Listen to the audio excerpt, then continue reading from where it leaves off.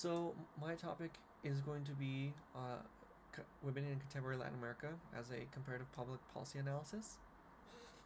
The reason I chose this is that women are still dealing with um, going through the themes of first wave and second wave feminism, and dealing with a patriarchal society, as lots of countries in Latin America are still somewhat socially conservative.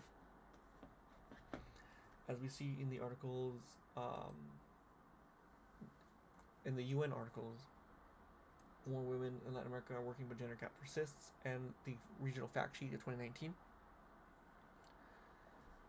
Uh, Women are working less than men, where the gap persists is like 45% in Mexico, 43% in Mexico, 45% in Costa Rica, versus women who are much highly educated are working uh,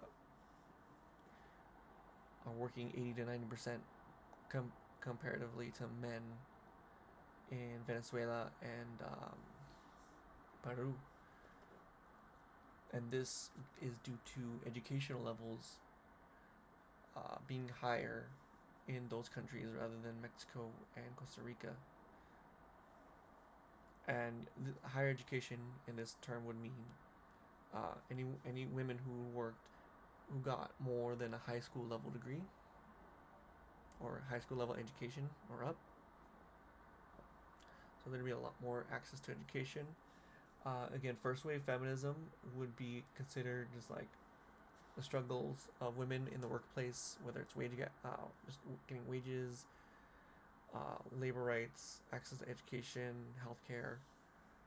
And second wave feminism, to just bring an understanding, is more integral parts where it's like abortion rights, wage gap, the actual wage gap itself, and then participation in elections as voters and as candidates.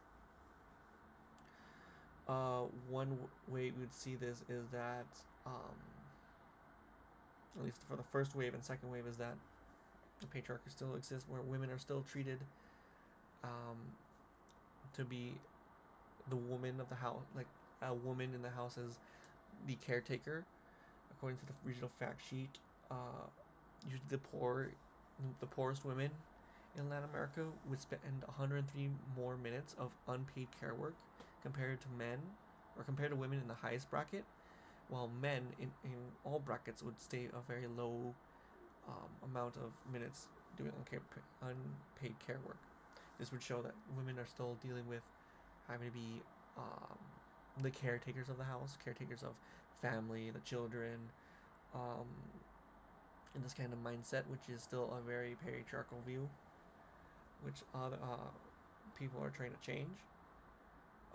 We would see this attempt to break through the first and second wave feminism with Mexico's President Sheinbaum.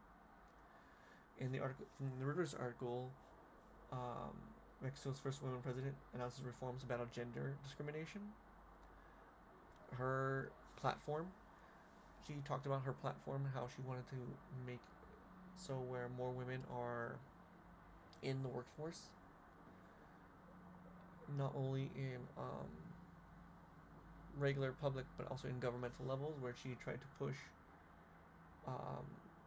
more women leading in certain governmental roles and try to have more women in government in general, where it tried to make it more equal.